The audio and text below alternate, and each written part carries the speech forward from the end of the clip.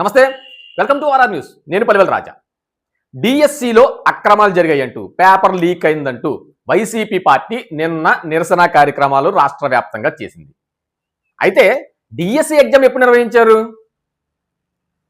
జరిగి సంవత్సరం అయిపోయింది. సంవత్సరం పై మాటే డిఎస్సి ఎగ్జామ్ జరిగిపోయింది, మెగా డిఎస్సి.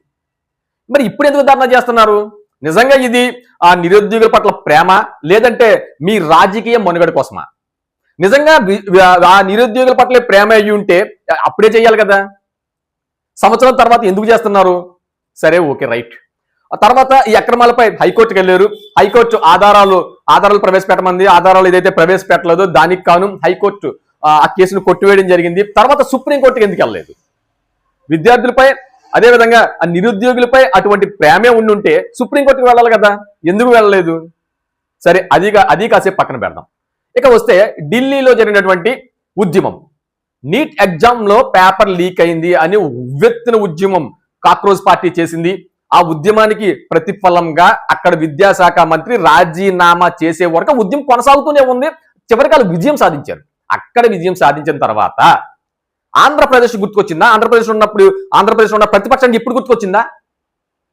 అంటే అక్కడ రాజీనామా జరగపోయి ఉండుంటే, అక్కడ ఆ ఉద్యమం సక్సెస్ అవ్వకపోయి ఉండుంటే వైసీపీ పార్టీ ఈ ఉద్యమం చేసినా, అంటే అక్కడ సక్సెస్ అయింది కాబట్టి ఆ ఫార్ములాను తెచ్చి ఇక్కడ ప్రవేశపెట్టడం. అక్కడ నిరుద్యోగులు ఓన్లీ రాజకీయ పార్టీలకు అతీతంగా చేశారు. ఇక్కడ ఒక పార్టీని అడ్డు పెట్టుకుని పొలిటికల్ స్టంట్ కోసం చేసినటువంటి ఒక రకమైన నిరసన కార్యక్రమంగానే ఇది చూడాల్సి ఉంది. ఎందుకంటే నిజంగా చిత్తశుద్ధి ఉంటే, నిజంగా మీరు చిత్తశుద్ధి ఉండి పేపర్ లీకేజ్ అయింది, లేదంటే డిఎస్సిలో అవకతవకలు జరిగాయి అనే అభిప్రాయం మీకు ఉండుంటే, బలంగా ఉండుంటే, ఇప్పుడు కాదు కదా మీరు చేయాల్సిన ఈ ధర్నాలు అవ్వచ్చు, ఈ ఉద్యమాలు అవ్వచ్చు, నిరసనలు అవ్వచ్చు.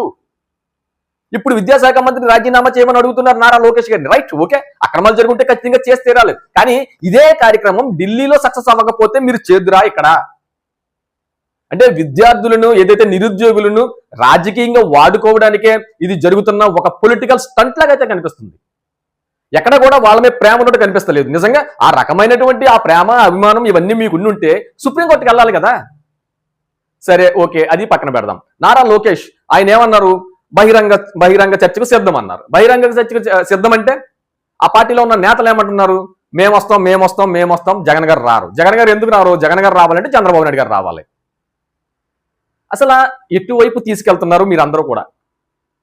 వైసీపీ పార్టీ నిజంగా చిత్తశుద్ధి ఉంటే ఈ పోరాటం అప్పుడే జరుగుంటే, సంవత్సరం క్రితం జరుగుంటే మీ మీద, ఆ వైసీపీ పార్టీ మీద ఎవరైతే నిరుద్యోగులు కూడా ఒక హోప్ ఉండొచ్చు. విద్యాసంఘాలు కూడా కలిసి రాలేదు కదా ఎక్కడో కూడా. మరి ఇది నిజంగా ఆ నిరుద్యోగుల పట్ల ప్రేమ, లేదంటే మీ పొలిటికల్ స్టంటా అనేది మాత్రం ఆంధ్రప్రదేశ్ ప్రజలకు చాలా ఈజీగా అర్థమైపోతుంది. మరి చూడాలి, నిజంగా నిరుద్యోగులందరూ కూడా వైసీపీ పార్టీ చేసే ధర్నాన్ని నమ్ముతారా, నమ్మరా అంటే మాత్రం నమ్మే పరిస్థితులు అయితే మాత్రం ప్రస్తుత పరిస్థితుల్లో లేదు. Thank you.